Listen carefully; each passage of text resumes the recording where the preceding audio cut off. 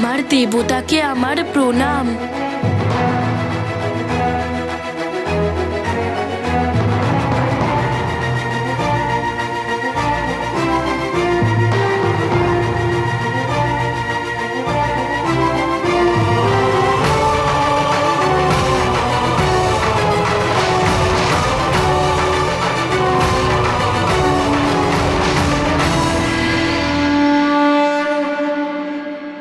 আমার মানে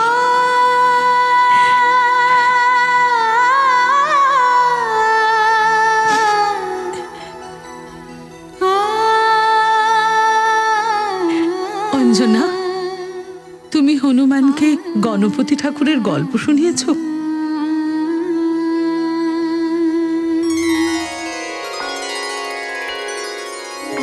তোমার মতো পুত্র পেয়ে আমি ধন্য হয়ে গেছি হনুমান। তুমি সর্বদা জয়ী হও।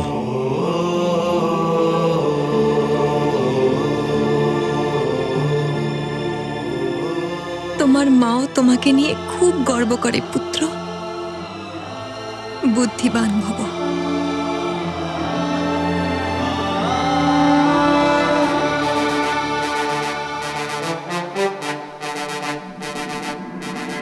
হে ঈশ্বর, এই পরিবারের সুখ এমনই অক্ষত রেখো প্রভু, যেন কারোর কুদৃষ্টি না পড়ে।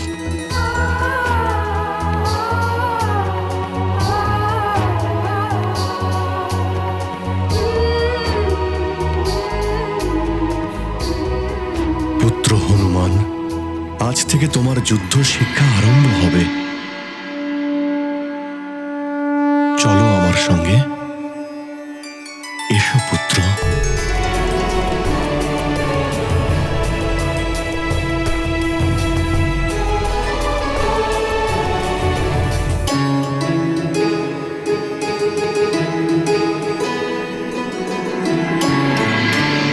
মাতলি, তুমি শুধু সারথি নও, আমার সব থেকে বিশ্বস্ত সহায়ক বটে। সেই জন্য আমি তোমাকে পুঞ্জিক স্থলা অর্থাৎ হনুমানের মা অঞ্জনাকে ফেরত নিয়ে আসার দায়িত্ব দিচ্ছি। ক্ষমা করবেন দেবরাজ, আপনারা দেবতা মিলে হনুমানকে দিব্যশক্তি প্রদান করেছেন। আপনি স্বয়ং ওনাকে বজরং বানিয়েছেন। যদি উনি আমাকে আটকান তাহলে ওনার সঙ্গে মোকাবিলা করতে পারবো না। কিন্তু আমি নিয়মের সামনে অসহায় মাতলি, তোমাকে যেতেই হবে। আপনার আদেশ পালন করাই আমার ধর্ম।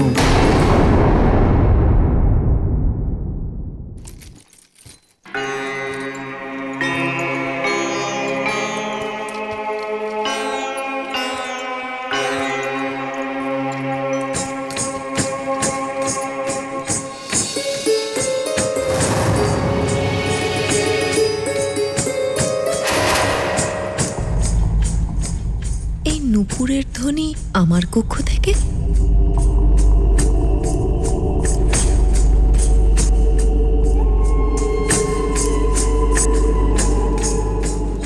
হনুমান আবার নতুন কোনো ক্রীড়া করছে না তো?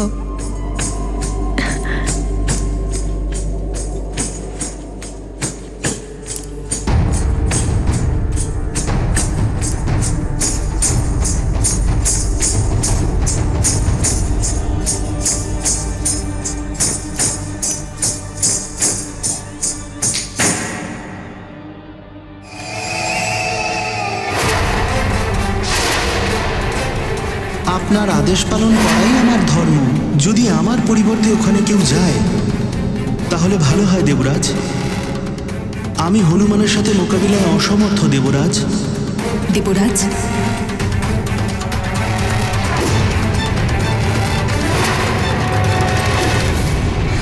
পুঞ্জিকস্থলাকে নিতে ওর সব থেকে প্রিয় সখী যাবে, উর্বশী। আমি যাব পুঞ্জিকস্থলাকে নিতে।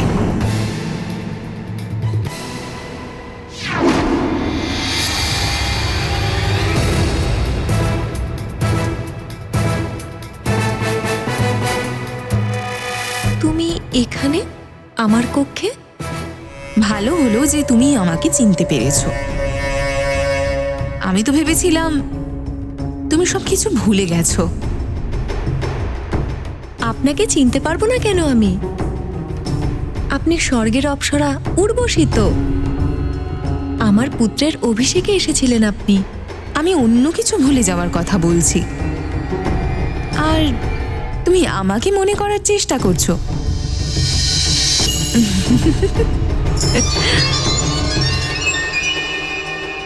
মনে তো তোমাকে অন্য কিছু করতে হবে।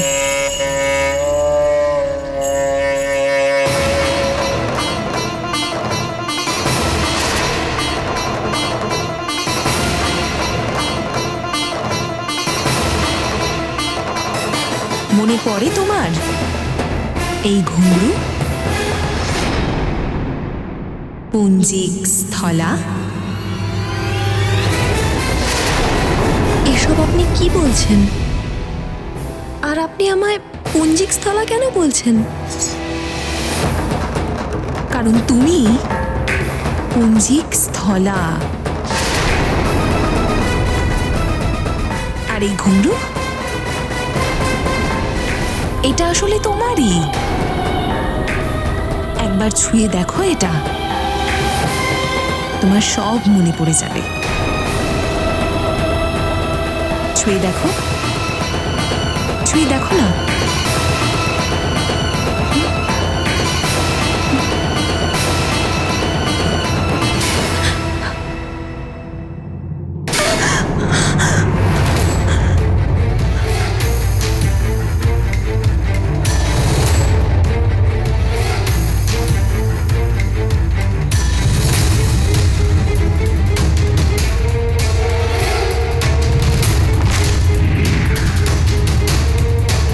মাটির স্তূপের মধ্যে আমি বানরের আকৃতি দেখতে পেলাম, তাই বানর বাইরে নয়, তোর ভেতরেই আছে।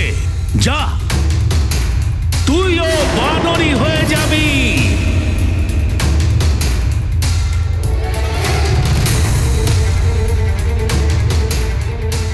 তুমি দুঃখ করো না মা, তুমি ভগবান মহাদেবের অংশকে জন্ম দেবে। তার কিছুকাল পরেই তুমি তোমার অপ্সরা রূপ আবার ফিরে পাবে, আর তুমি স্বর্গে ফিরে আসতে পারবে।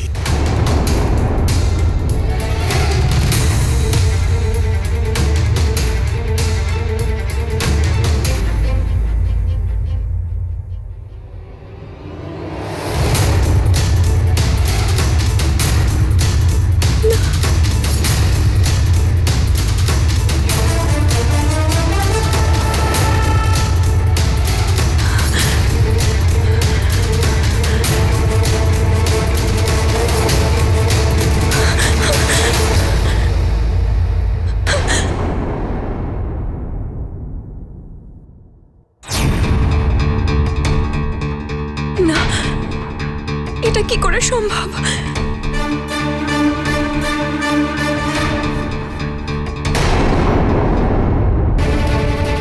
তাহলে তোমার সব মনে পড়ে গেছে। তাহলে এখন শোনো, তোমার অভিশাপের বৈধতা এখন শেষ হলো। সেই জন্য এখন তোমাকে স্বর্গলোকে ফিরতে হবে।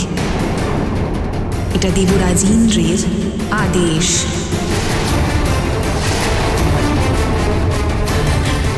এটা কি করে সম্ভব?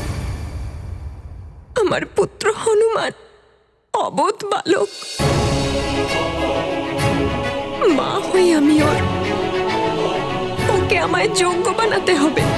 ওকে ছেড়ে আমি এখন তুমি মা হও বা মহারানী, তাতে আসলে কিচ্ছু এসে যায় না। এই অভিশাপ তুমি একজন পুত্রকে জন্ম দেওয়া পর্যন্তই পেয়েছিলে, যা তুমি হনুমানকে জন্ম দিয়ে পূর্ণ করে ফেলেছ। এবার তোমাকে কিছু ত্যাগ করে স্বর্গলোকে ফিরতে হবে। আর স্বর্গলোকের কেউ ভাঙতে পারে না। তুমিও না পুঞ্জিক স্থলা।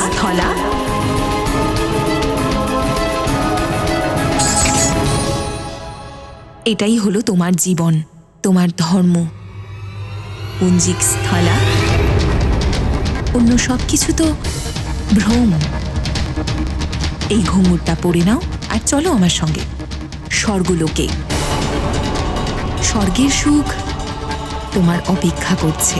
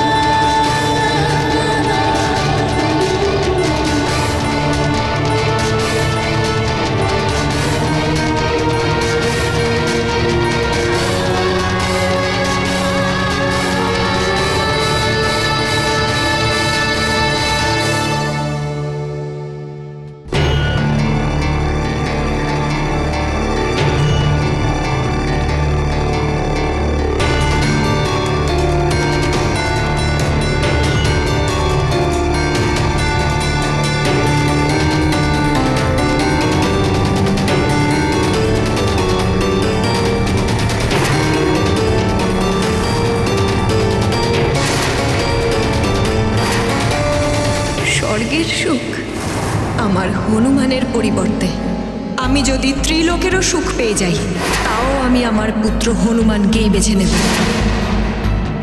কারণ হনুমানই আমার সুখ, আমার সব থেকে বড় সুখ। এই ঘুংরু পুঞ্জিক স্থলার, হনুমানের মা অঞ্জনার নয়, আর আমি অঞ্জনা। এই ঘুংরু অঞ্জনার পায়ে কখনোই শোভা পায় না, কখনো না।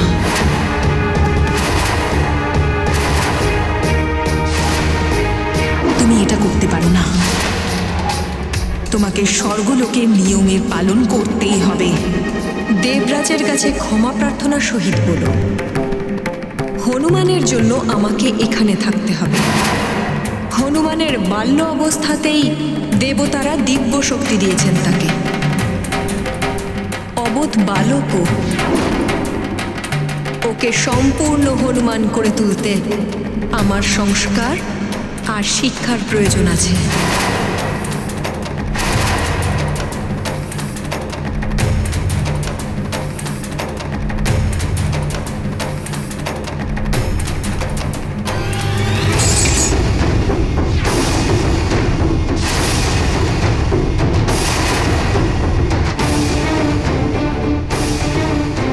আর আমি ওকে সেই সংস্কার আর শিক্ষা ওকে অবশ্যই দেব।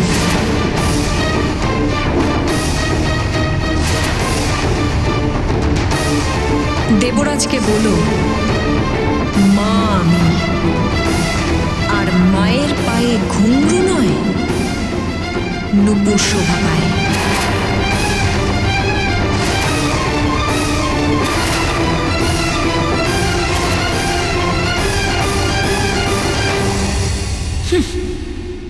মা,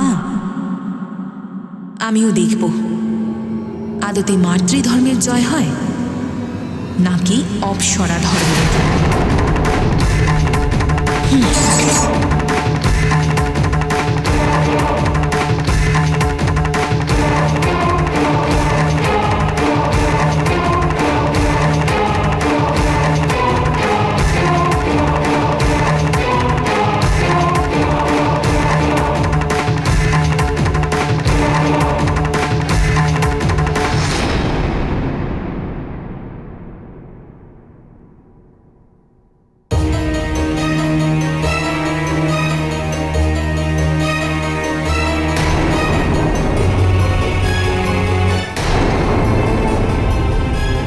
দেবরাজ ইন্দ্র ভীষণ জেদি।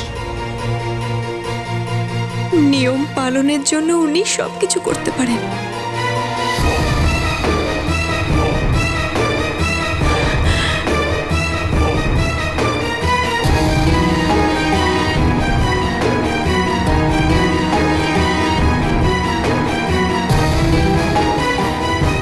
যদি আমাকে যেতে হয়, তাহলে অবোধ হনুমানের কি হবে?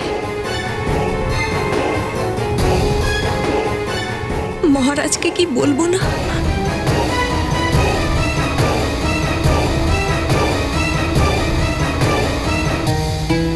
আর যদি হনুমান জানতে পারে যে আমাকে যেতে হবে, তাহলে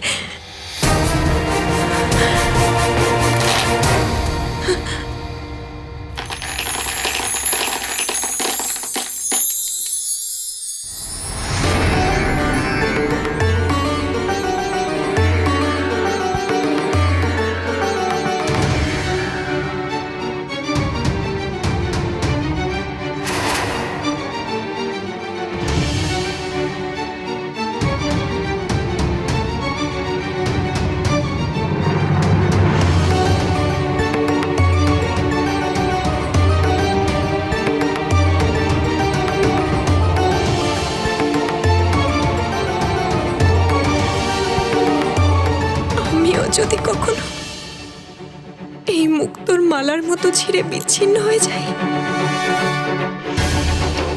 আর সেই সংস্কার যা আমি হনুমানকে দিতে চাই তা যদি না দিতে পারি,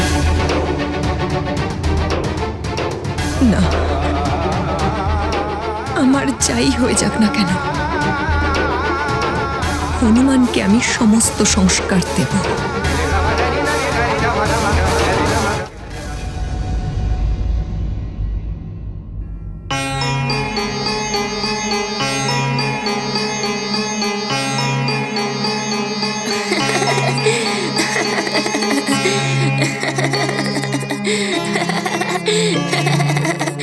পিতা, তারপর কি হলো পিতা?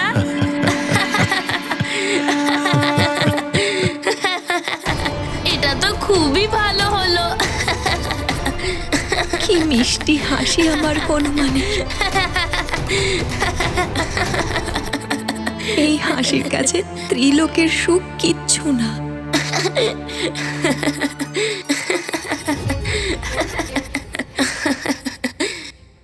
কি বলবো আমি আমার পুত্র আর স্বামীকে, যে দেবরাজ। তোমার অভিশাপের বৈধতা এখন শেষ হলো। তোমাকে স্বর্গলোকে ফিরতে হবে, এটা দেবরাজ ইন্দ্রের আদেশ।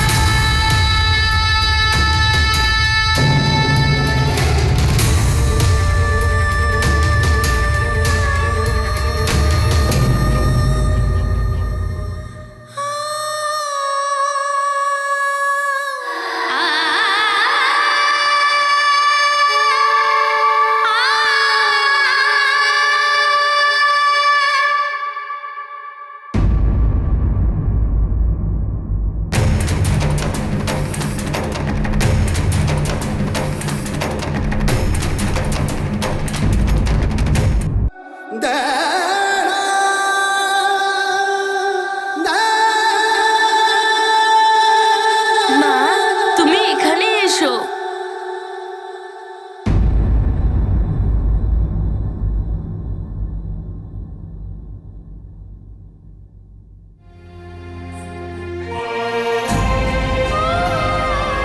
মা, তুমি কোথায় চলে গিয়েছিলে?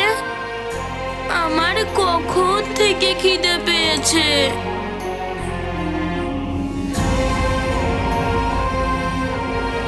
মা, আমি এটা ভাবছিলাম যে কখন আমার সুন্দর আর প্রিয় মা আসবে আর আমার জন্য ভোজন বানাবে আর নিজের হাত দিয়ে খাইয়ে দেবে।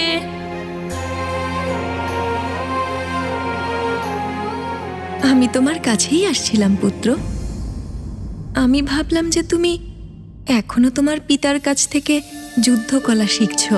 আমি তোকে শেখাতেই যাচ্ছিলাম, কিন্তু ওর খিদে পেয়েছে বললো, তাই ওকে এখানে নিয়ে এলাম।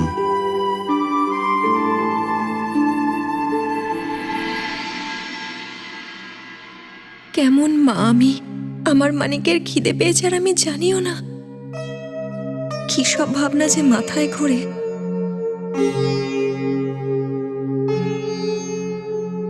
চলো পুত্র, আমি তোমাকে ভোজন দিচ্ছি।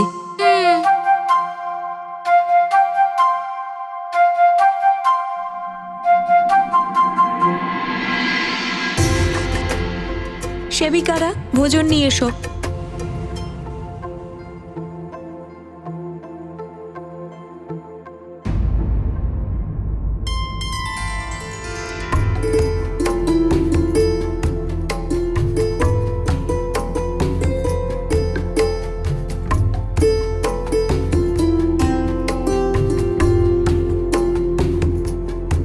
কি হয়েছে? কোনো সমস্যা?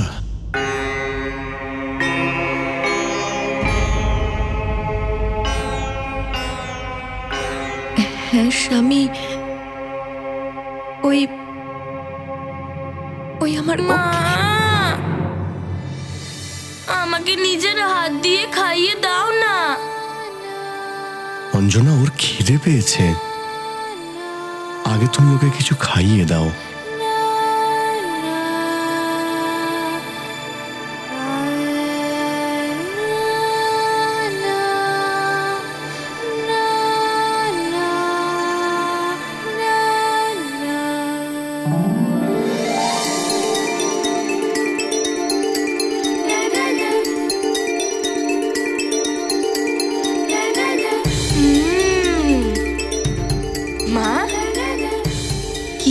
আনন্দ লাগছে যখন তুমি আমাকে খাইয়ে দিচ্ছ।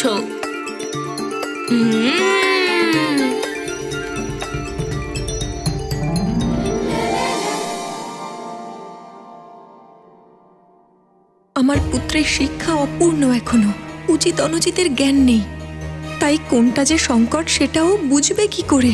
না, আমি এখন আমার পুত্রকে ছেড়ে যেতে পারবো না।